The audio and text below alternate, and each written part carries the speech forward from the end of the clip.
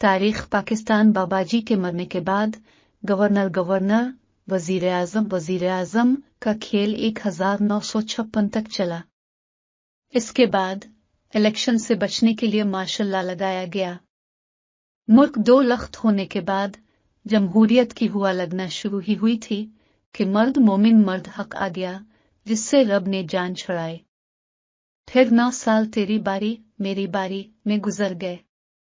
1999 میں سید صاحب نے ملک کو احتساب میں 9 سال کے لیے دھکیل دیا۔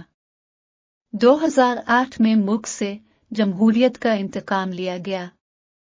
انتقام مکمل ہوا تو شیروں نے نوچنا شروع کیا۔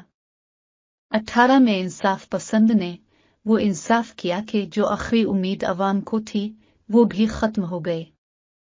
اب یہی صحیح کسر 11 جماعتیں مل کر نکال رہی ہیں۔